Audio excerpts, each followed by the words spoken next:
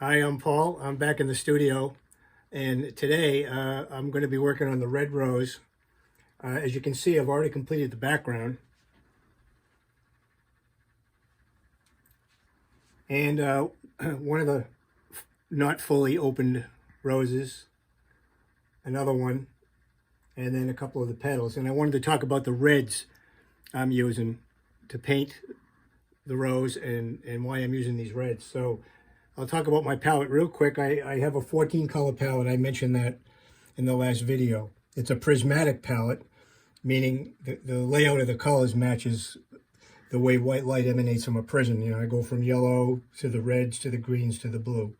The palette is also arranged in terms of value from the lightest to the darkest. So that works out very, very good for color mixing, because often you can make a color darker just by going to the next color in line. I don't do that all the time, but I do it a lot. And I do it now in case of the reds. So I'm painting the rose with 3 reds. The darkest red is Perylene Maroon, and that takes care of all the shadows. As you can see here, that's the darkest red, transparent red.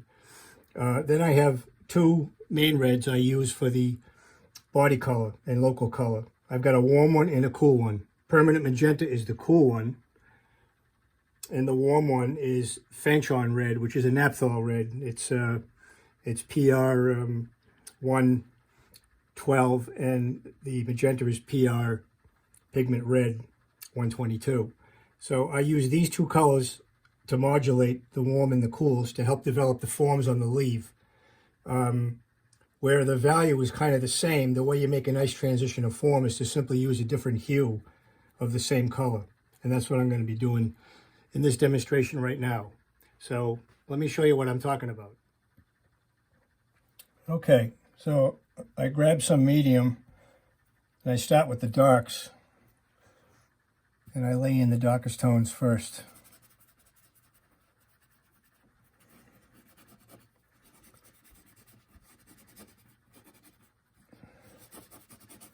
Kind of scrub it in like I always do. This is a nice transparent color, and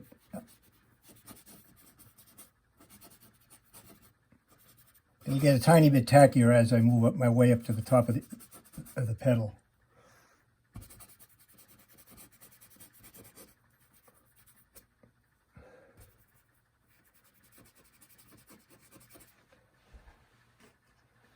Okay. Those are about the darkest areas I'm going to do with that. Now I'm going to mix some of my red into that, my standard red.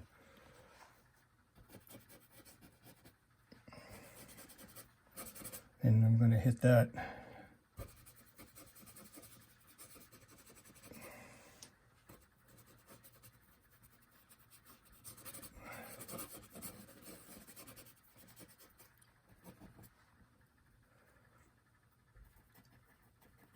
I got the camera up high, focused on my myself painting here, so you can't really see me making the color mixtures, but that's okay.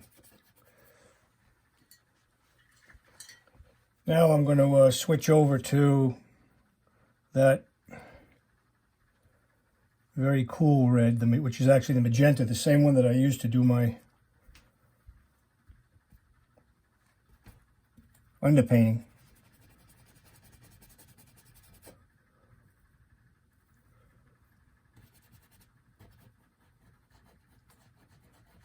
So there's a hue change, not a value change, but a hue change from one red to the other, right there.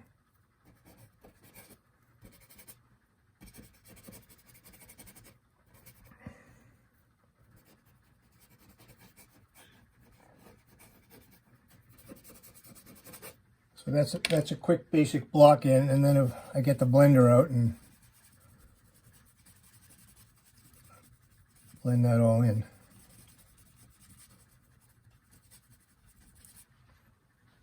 Okay, so now we do it again. I'm going to use a lot of red this time, with just a tiny bit of orange in there to pump this up a little bit. Pump the value up a little bit.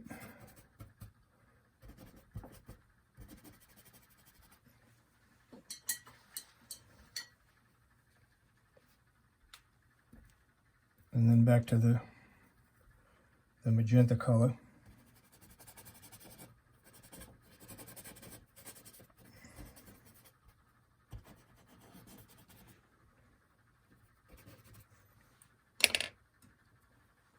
Blend it again.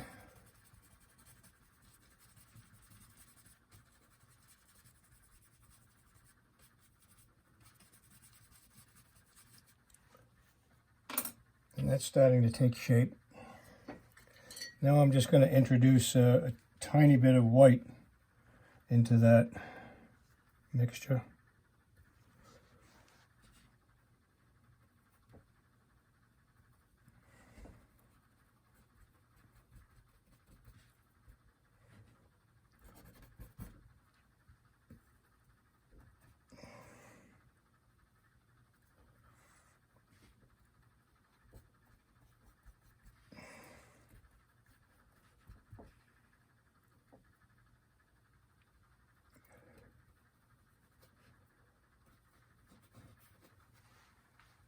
And blend again.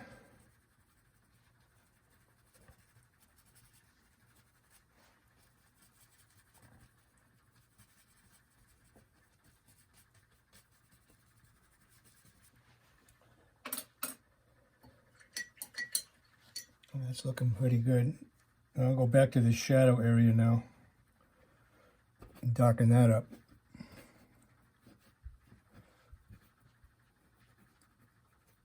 With the darker red, the perylene maroon, which I don't usually mix into the color. I usually just kind of lay it on, kind of straight out of the tube. The underpainting will serve to keep it appearing even darker, because it was dark to begin with. And I'll add some red into that, in there. I'll blend that in.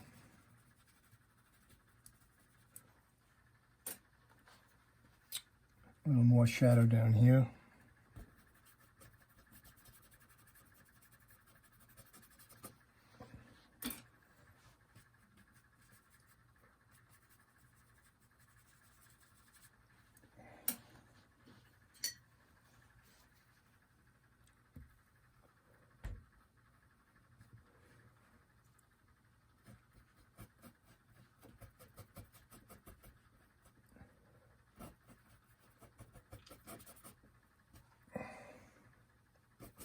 And a little bit more orange into the red mixture here.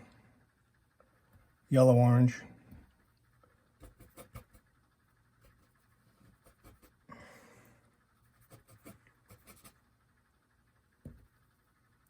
I'm not adding any medium now, it's just dry pigment, because there's plenty of medium already on the first coat that I did.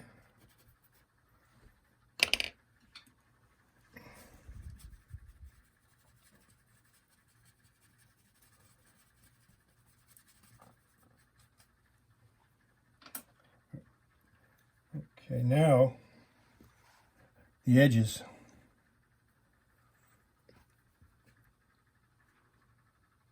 Come in with the edges.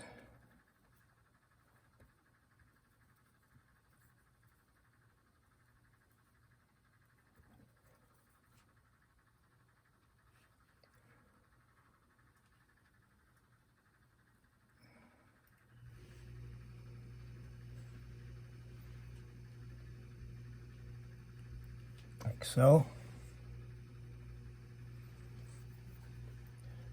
And those are warmer edges, and up top where the sunlight's hitting, those edges will be cooler.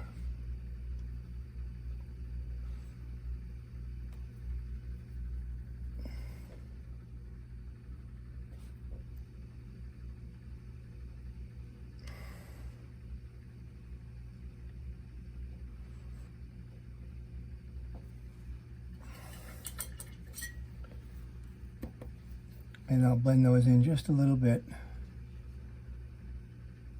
right where that hard line is.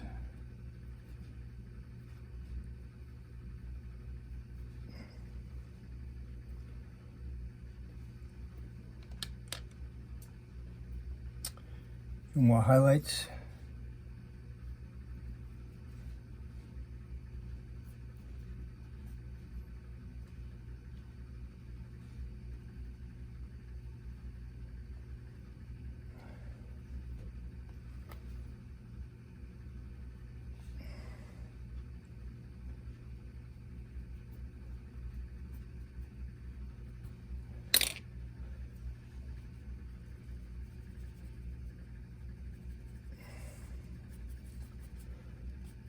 And that one's about done.